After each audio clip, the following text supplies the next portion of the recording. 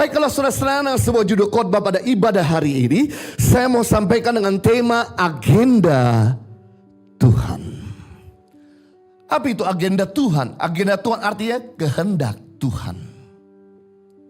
Agenda Tuhan artinya rencana Tuhan. Agenda Tuhan artinya tujuan Tuhan. Agenda Tuhan artinya blueprint atau cetak biru benang merah Tuhan dalam kehidupan saudara. Kita tahu kehendak Tuhanlah kehendak yang paling sempurna bagi kita. Kehendak kita baik, tapi kehendak Tuhan sempurna. Manusia tidak ada yang sempurna. Banyak manusia baik, tidak ada satupun manusia yang sempurna. Tapi Tuhan kita bukan sekadar baik, tapi Tuhan kita sempurna. Itu sebabnya kalau dia punya agenda dalam kehidupan kita, pasti agendanya sempurna, bukan sekedar baik. Kehendak Tuhan dalam kehidupan kita bukan statis. Kehendak Tuhan dalam kehidupan kita dinamis. Kehendak Tuhan dalam kehidupan kita bukan sama dari waktu ke waktu. Dari hari ke hari, minggu ke minggu, bulan ke bulan, tahun ke tahun, abad ke abad. Tapi kehendak Tuhan dalam kehidupan kita terus naik, tidak boleh turun. Jadi kepala tidak menjadi ekor. Menjadi terdahulu dan tidak menjadi kemudian. Karena Tuhan Yesus berkata dalam Yohanes 10 ayat 10. Iblis datang untuk mencuri, membunuh dan membinasakan.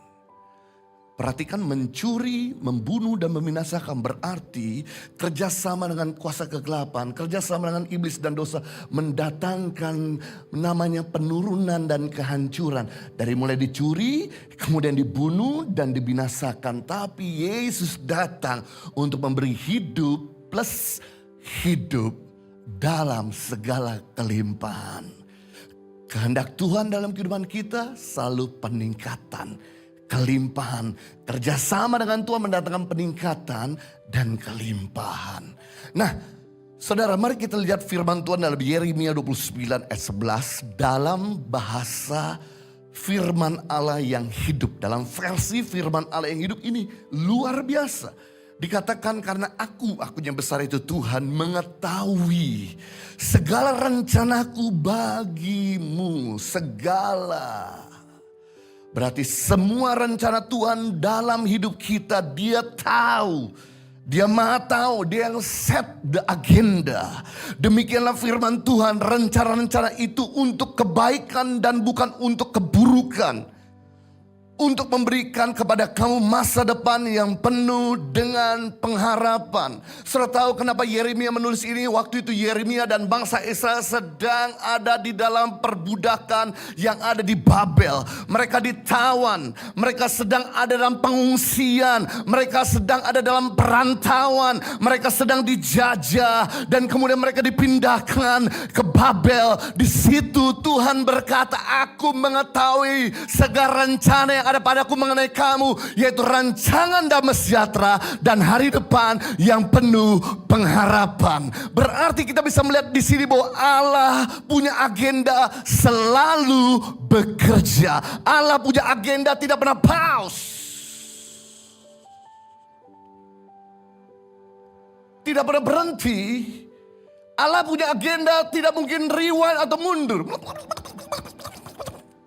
Tapi Allah punya agenda selalu move on.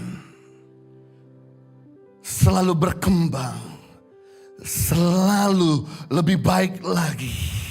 Itu sebabnya kita perlu mempercayakan di tengah-tengah kesulitanmu. Seperti bangsa Israel sedang ada di Babel, di tengah-tengah tawanan. Bahwa Allah tidak pernah pause bekerja. Sama. Kalau Anda punya agenda, Anda akan terus kejar agendamu sampai kamu dapat. Apalagi kalau agenda itu dikejar deadline. Pasti semalam-malaman saudara tidak akan tidur sampai saudara menyelesaikannya. Setiap malam minggu saya selalu mengejar deadline untuk menyiapkan firman Tuhan. Saya tidak akan tidur sebelum saya selesaikan semua materi. Bayangkan kalau manusia aja bisa namanya dikejar deadline, apalagi Tuhan. Tuhan juga bisa ngejar deadline dalam hidup saudara. Nah, seringkali Anda berkata, Pak, masalahnya saya nggak pernah tahu tuh kehendak Tuhan dalam kehidupan saya. Selama ini saya nggak pernah tahu agenda Tuhan dalam kehidupan saya. Selama ini saya nggak pernah tahu blueprint Tuhan dalam kehidupan saya. Saya mau beritahu sekarang, ada 3 jenis agenda Tuhan. 3 jenis kehendak Tuhan dalam kehidupan manusia. Anda lakukan ini, Anda telah berada di dalam agendanya. Yang pertama, jenis kehendak Tuhan yaitu kehendak Tuhan yang berdaulat. Kehendak Tuhan yang berdaulat ada 3. Yang pertama, menjadi seperti Kristus. Inilah kehendak Tuhan yang berdaulat, kehendak Tuhan yang hakiki, kehendak Tuhan yang bukan pilihan, tapi kehendak Tuhan yang merupakan keharusan untuk Anda kerjakan, karena ini tidak bisa dibantah, karena ini nggak bisa disangka. Tujuan awal Tuhan menciptakan kita, yaitu menjadikan saudara dan saya serupa dengan gambarannya. Kejadian 1 ayat 26, kita lihat awal mula Tuhan menciptakan manusia. Awal mula tujuan Tuhan menciptakan kita. Kejadian 1 ayat 26, berfirmanlah Allah, baiklah kita, kata kita itu jamak, yaitu Bapa, Putra, dan Roh Kudus. Saya senang kalau Tuhan bekerja, Dia selalu bekerja bersama-sama. Tuhan tidak pernah bekerja sendirian. Dia selalu berjejaring. Bapa, Allah, Roh Kudus. Baiklah kita menjadikan manusia menurut gambar dan rupa kita. Tujuan kehendak Tuhan, agenda Tuhan yang hakiki, yang tidak bisa terbantahkan buat setiap kita, yaitu menjadi serupa dengan Kristus. Kata gambar dan rupa Tuhan arti gini, sama karakteristiknya. Kata gambar dan rupa Tuhan artinya sama sifatnya. Kata gambar dan rupa Tuhan artinya sama kualitasnya. Kata gambar dan rupa Tuhan artinya sama nilainya. Jadi ini merupakan purpose Tuhan di awal penciptaan untuk manusia, bahwa manusia harus sama kualitasnya dengan Tuhan, sama nilai dengan Tuhan, sama sifatnya dengan Tuhan, sama moralnya dengan Tuhan. Bapak Ibu, goal daripada kekristenan itu bukan meraih cita-cita kita, tapi goal daripada kekristenan meraih cita-citanya Tuhan. Maka Tuhan lebih tertarik kepada karakter daripada kepada karisma. Memang karisma menghantar kita ke puncak, tapi karakter kamulah mempertahankan ada di puncak.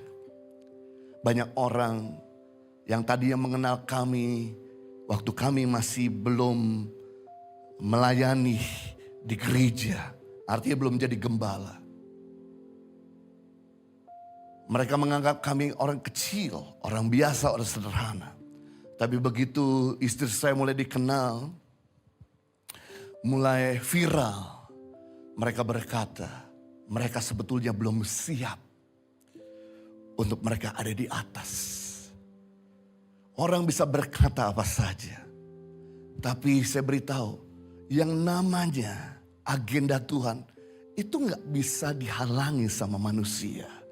Karena Tuhan sudah berkata, kalau aku sudah mengangkat, tidak ada seorang pun dapat menurunkannya.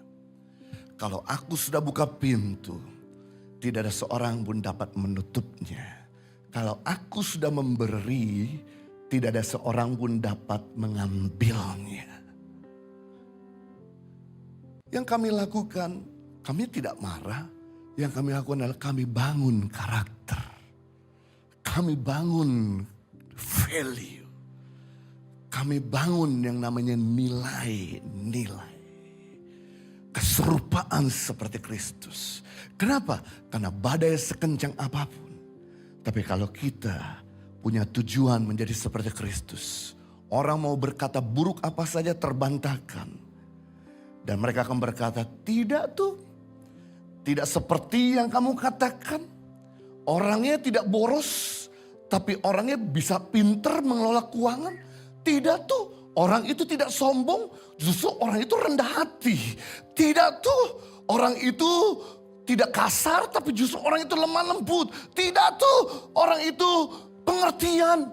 Dan lain sebagainya. Semua perkataan manusia yang buruk bisa dibantah ketika kamu mirip seperti Kristus. Makanya saya rindu setiap saudara. Saudara boleh mengajar ambisi dan cita-citamu, tapi jangan lupa agenda yang utama, yaitu mari terus bertumbuh menjadi seperti Kristus. Karena firman Tuhan berkata dalam Matius 5:48, Yesus berkata, karena itu haruslah kamu sempurna. Sama seperti Bapamu yang di surga adalah sempurna. Kata sempurna di sini bukan artinya kita nggak pernah bikin dosa, tapi kata sempurna di sini artinya bertumbuh. Kata sempurna di sini artinya kamu mulai move on kepada kedewasaan, menjadi sama seperti Bapa di surga. Jadi goal kita yaitu terus bertumbuh. Walaupun mungkin Anda gagal, ayo bangkit lagi. Walaupun Anda tidak bisa, ayo maju lagi. Ayo kalau walaupun Anda mungkin bikin dosa, ayo bertobat lagi. Yang penting kata Tuhan terus bertumbuh. Ada niat untuk menjadi seperti Kristus. Kalau Tuhan memberi perintah, kalau Tuhan memberi kehendak, tidak ada yang sulit. Karena kamu tidak pakai kekuatanmu, tapi kamu pakai kekuatan Tuhan karena Dia terus bekerja. Dia tidak pernah pause. Dia akan memberikan kemampuan untuk kamu sampai menjadi seperti Dia. Yang kedua, kehendak Tuhan yang berdaulat itu setiap orang wajib diselamatkan. Setelah manusia jatuh dalam dosa, maka manusia mulai terpisah hubungan dengan Tuhan. Dan upah dosa adalah maut. Dan Dia mengendaki agar jangan ada seorang pun binasa. Itu sebabnya dalam Yohanes pasal 3:16, karena begitu besar kasih Allah akan kita semua, sehingga Ia telah mengadakan anak yang tunggal, supaya setiap orang yang percaya kepada-Nya tidak binasa, melainkan beroleh hidup yang kekal. Untuk menyelamatkan saudara, Dia lakukan segala kos. Dia selamatkan kita at any cost. Padahal Tuhan bisa saja menyelamatkan kita dengan hanya mengatakan dosamu sudah diampuni. Tapi Dia mau pakai cara yang tidak populer. Karena di dalam perjanjian lama tidak ada pengampunan dosa tanpa penumpahan darah. Jadi pada zaman perjanjian lama, Bapak Ibu, kalau Anda bikin dosa itu nggak cukup minta ampun sama Tuhan di dalam hati dan perkataanmu. Anda harus datang ke bait Allah yang ada di Israel, di Yerusalem. Lalu Anda harus bawa binatang untuk dikorbankan. Bagi yang mampu, dia akan membawa kambing atau lembu. Bagi yang tidak mampu, dia akan membawa perkutut atau merpati. Tapi masing-masing wajib untuk membawa korban. Sebagai apa? Ganti yang harusnya kita dikorbankan, tapi binatang itu yang wajib dikorbankan. Yang harusnya kita disembelih agar darah tertumpah dan ada pengampunan, maka binatang-binatang itulah yang disembelih agar ada pengampunan. Tapi kemudian di dalam perjanjian baru, Yesus datang dan Dia mengambil cara yang tidak populer. Berapapun harganya, sampai mati di atas kayu salib. Dan lewat darahnya yang tertumpah, menyentuh bumi, menyentuh setiap manusia. Disitulah seluruh dosamu, sejak kau lahir dan nenek moyangmu, sudah dihapuskan.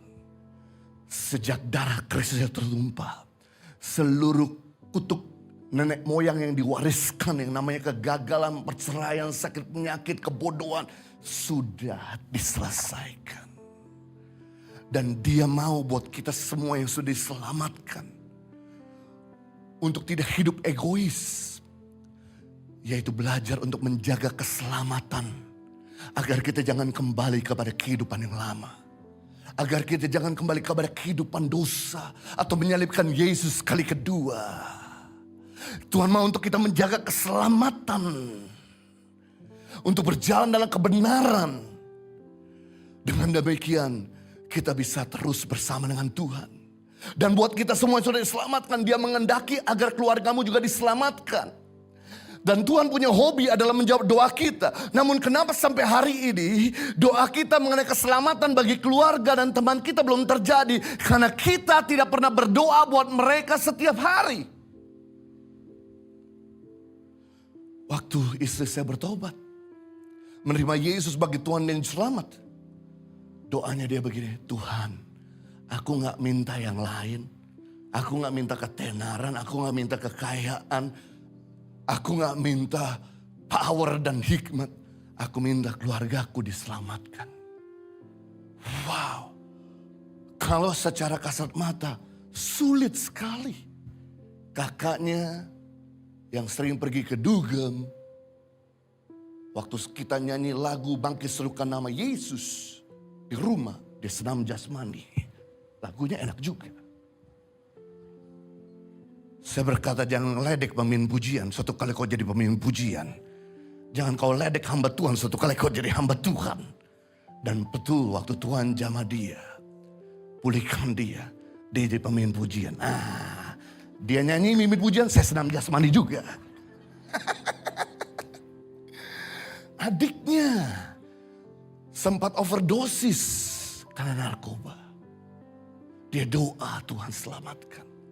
Badan udah tipis, seperti tulang dibungkus sama kulit. Dokter berkata usianya berapa bulan. Kita terbang dari Australia. Pikir untuk mengucapkan say goodbye. Tapi sebelum say goodbye, kita ajak dia terima Yesus. Supaya kau sudah menderita di bumi, jangan lagi kau menderita di neraka. Kemudian dia undang terima Yesus bagi Tuhan selamat. Puji Tuhan sampai hari ini gak mati-mati. Bahkan badan yang tambah besar dan tambah sehat. Diberkati dalam usaha. Si mamanya jaket judi.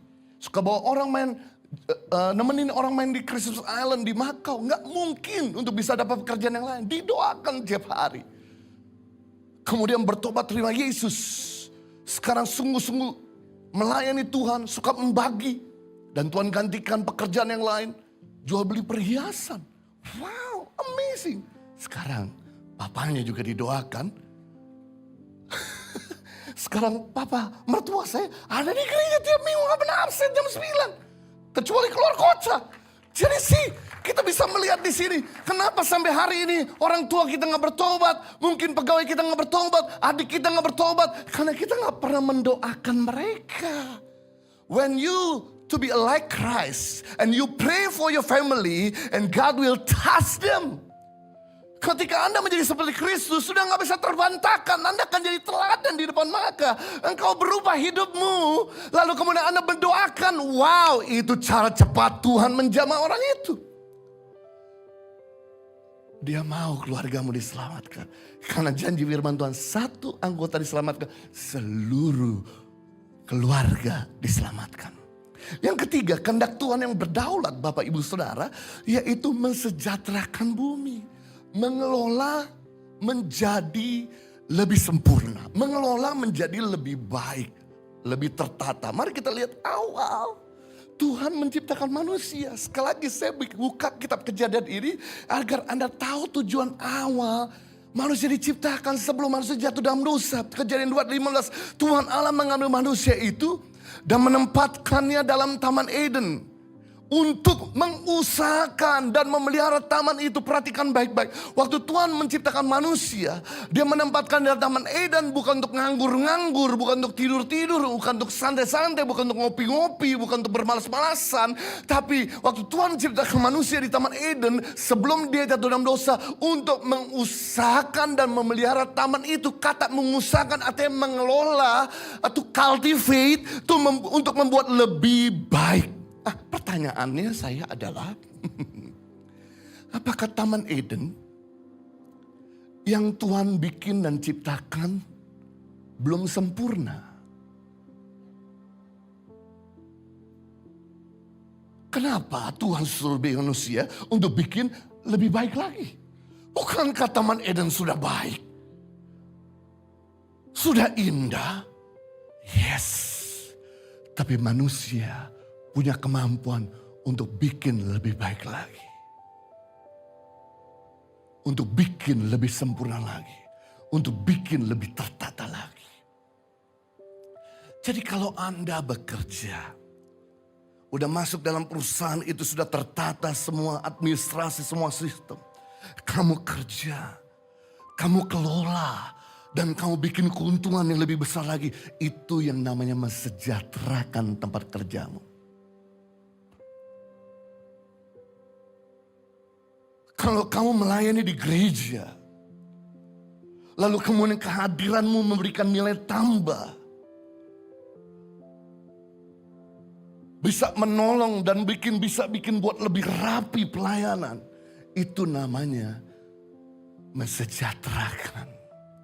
Kalau kamu sebagai seorang pengusaha, lalu kamu kemudian memikirkan dan bekerja untuk membuat lebih lagi, mencapai omset berikutnya, target-target berikut, itu namanya mensejahterakan. Jadi harusnya kehadiranmu bukan cuma terima gaji, tapi kehadiran justru meningkatkan kualitas. Tempat di mana kau bekerja, tempat di mana kau melayani. Engkau menikah, engkau punya anak, bukan cuma sekedar punya rumah tangga dan happy-happy, tapi justru kamu sedang membangun keluarga ilahi. Kamu sedang memimpin keluargamu untuk membawa mereka mengenal Tuhan. Saya bersyukur dengan adanya pandemik boleh menutup gereja, tapi sebetulnya memindahkan gereja ke rumah-rumah. Walaupun mungkin pendeta tidak bisa ke rumah, tapi setiap kepala rumah tangga menjadi imam di rumah. Itu adalah kehendak Tuhan untuk menjadikan setiap kepala keluarga adalah imam. Siapa itu imam? Imam adalah seseorang yang mendekatkan manusia ke Tuhan. Karena tugas daripada imam adalah memperdamaikan orang yang berdosa kepada Tuhan. Yang menghantar orang-orang itu untuk melekat sama Tuhan. Makanya ada imam-imam pemuji penyembah untuk menghantar kita mendekat sama Tuhan. Kalau kita sebagai kepala rumah tangga tidak menghantar istri kita dan anak-anak kita ke Tuhan, kita yang repot. Harus pantau 24 jam 7 hari. Kita yang capek ngomong, negur dan ingetin nasihatnya berkali-kali. Tapi kalau kita hantar dia ke Tuhan, biarlah Tuhan yang menjaga, mengingatkan, mendampingi, membimbing, melindungi, menyertai. Saya bersyukur hampir seluruh daripada pelayan-pelayan Tuhan di sini, mereka betul-betul jadi imam bagi istri dan anak-anaknya. Yang saya dengar setiap malam bikin mesbah keluarga, bikin perjamuan kudus di rumah. It's really good. Kenapa? Menolong kita supaya gak capek mendidik anak kita. Karena dia pasti ketemu dengan teman-teman di luar sana yang tidak mengenal Tuhan. Dia ketemu dengan internet, media sosial, YouTube yang tidak pernah kita ketahui bagaimana justru dengan adanya mesbah keluarga ada Roh Kudus yang menjaga. Kehadiranmu di kota dan bangsa ini bukan sekedar eksis, tapi kehadiranmu di kota dan bangsa ini harusnya mensejahterakan. Karena kehendak Tuhan yaitu mendatangkan kerajaan Allah di bumi seperti ada di surga. Di surga tidak ada kejahatan. Harusnya kau bikin rumahmu, lingkunganmu tidak ada kejahatan. Di surga tidak ada air mata. Harusnya kau bikin tempat pekerjaanmu dan lingkunganmu tidak ada air mata. Di surga tidak ada sakit penyakit. Harusnya kau bisa memikirkan bagaimana menolong orang-orang sekitarmu sehingga mereka beroleh kesembuhan. Di surga tidak ada pertikaian dan pertengkaran. Harusnya kau bisa bikin di dalam rumah tanggamu, di tempat pekerjaanmu, kota bangsamu juga kau tidak bikin pertengkaran, tapi jadi tokoh pendamaian. Kehendak Tuhan yang pertama, ada kehendak secara berdaulat yang tidak bisa dipisahkan. Yang merupakan bukan pilihan. Yang kedua, jenis kehendak Tuhan yang kedua. Kehendak Tuhan secara moral. Tadi pertama secara kedaulatan yang hakiki, yang gak bisa Kubris, dipilih, gak bisa dibantahkan, tidak bisa digoyangkan, wajib untuk kita lakukan. Yang kedua, kehendak Tuhan secara moral, yaitu firman Tuhan. Kasihlah Tuhan Allahmu dengan segenap hatimu, segenap jiwamu. Itu kehendak Tuhan. Secara moral. Mengasihi Tuhan artinya memberi waktu. Kalau orang punya kasih pasti punya waktu. Waktu kamu mengasihi pacarmu, pasti kamu punya waktu sama pacarmu. Dan semakin banyak kamu punya waktu sama pacarmu, pasti semakin kasihmu begitu besar. Anda akan korbankan apa saja demi Anda punya waktu sama pacar. Kalau kamu mengasihi pekerjaanmu, maka kamu akan selalu punya waktu sama pekerjaanmu. Dan kamu akan mengorbankan apa saja demi untuk pekerjaanmu. Kalau kamu mengasihi keluargamu, kamu akan korbankan apa saja demi punya waktu sama keluarga. Kalau kamu mengasihi Tuhan, kamu akan korbankan rasa ngantuk kamu, capek kamu, demi punya waktu sama Tuhan. Berikutnya, kehendak Tuhan secara moral, yaitu kasihlah sesama seperti dirimu sendiri. Mengasihi sesama dua. Karena kasih selalu punya dua anak kembar. Yaitu pertama mengampuni, dan yang kedua memberi. Karena begitu besar kasih Allah, maka ia mengaruniakan anak yang tunggal, berarti memberi dan mengampuni dosa kita sehingga yang percaya tidak binasa. Kalau kamu memang mengikuti kehendak Allah, pasti tidak ada kepahitan. Kepahitan itu artinya ketidakmampuan mengampuni, ketidakmampuan untuk mengasihi. Kepahitan itu artinya ngomongin keburukan atau melepaskan kutuk bagi orang itu. Kalau kamu mau tahu kehendak Tuhan, khotbah Yesus terbanyak bicara soal kerajaan Allah, yang kedua tentang pengampunan. Kalau ayat dasar tentang pengampunan belum kita lakukan, bagaimana kita mau melakukan ayat-ayat yang lain? Bagaimana kita bisa melakukan kehendak Tuhan yang lain? Ini kehendak Tuhan yang paling basic, yaitu melepaskan anugerah buat orang yang bersalah kepada kita. Kenapa Bapak Ibu? Saya kasih tahu, selalu dalam hidup ini kita gak pernah lepas dari yang namanya gandum dan lalang. Suatu kali dalam perumpamaan tentang gandum, di mana ada seorang, Yesus memberikan perumpamaan menebar benih gandum lalu tumbuh gandum. Tiba-tiba ada lalang di perkebunan tersebut. Lalu kemudian si tukang kebun berkata kepada pemilik kebun, Tuanku, izinkan aku mencabut para lalang-lalang itu daripada gandum-gandum, karena ini mengganggu sekali pertumbuhan dan menghambat pertumbuhan daripada gandum-gandum. Tuhan berkata, no. Izinkan lalang tetap hidup, sebab waktu kamu cabut gandum bersama, waktu kamu cabut lalang, maka gandumnya tercabut juga. Gandumnya mati. Jadi izinkan dia hidup bersama-sama si gandum itu. Tiba waktunya sudah menguning, kamu cabut kedua-duanya dan pisahkan lalang untuk dibakar, gandum untuk dinikmati. Kenapa Tuhan izinkan kadang-kadang saudara kandungmu terus menyakiti? Merupakan kehendak Tuhan untuk kamu mengampuni. Merupakan kehendak Tuhan untuk kamu sabar. Merupakan kehendak Tuhan untuk kamu bersyafaat buat orang itu. Makanya di dalam firman Tuhan selalu ada Saul dan selalu ada Daud. Dalam firman Tuhan ada Yudas dan ada Yohanes. Dalam firman Tuhan ada Yusuf dan ada abang-abangnya. Jadi jangan pernah kecewa dan sakit hati sama lalang-lalang yang tumbuh tanpa kita sadari. Dia melukai.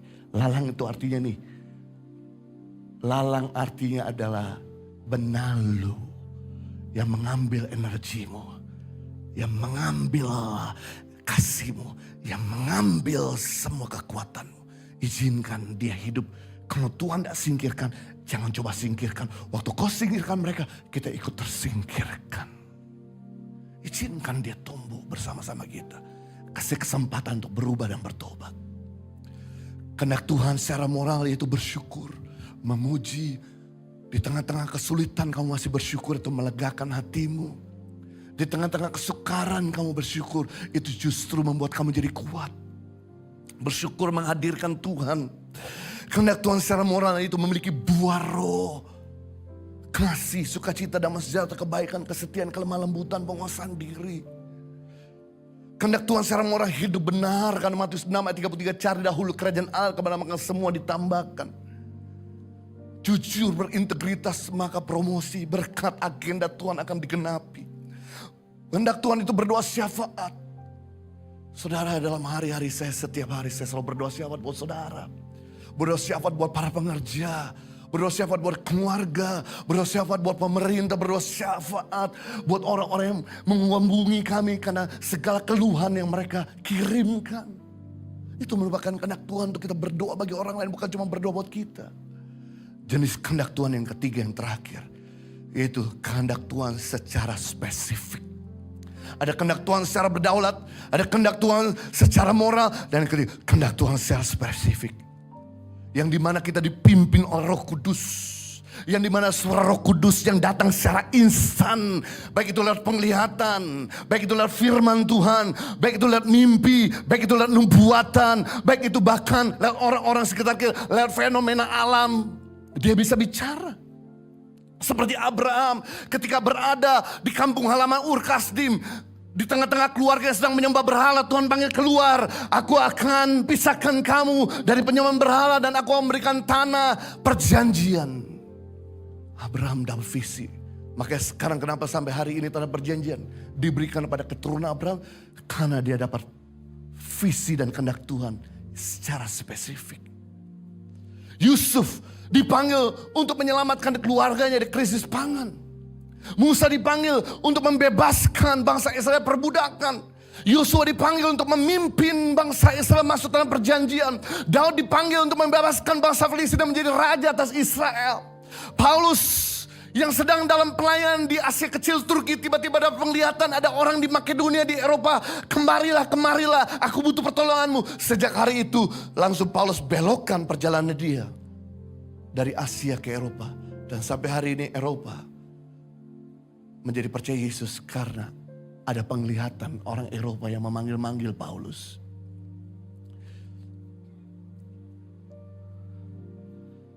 Impact Community Indonesia mengadakan 4 kali ibadah onsite setiap hari Minggu pukul 9 waktu Indonesia Barat, pukul 11 waktu Indonesia Barat, pukul 13 waktu Indonesia Barat, dan pukul 15 waktu Indonesia Barat di MOI, Mall of Indonesia Kelapa Gading lantai P3. Ibadah pertama hingga ibadah ketiga disertai ibadah anak dan ibadah remaja. Pastikan kehadiran Anda.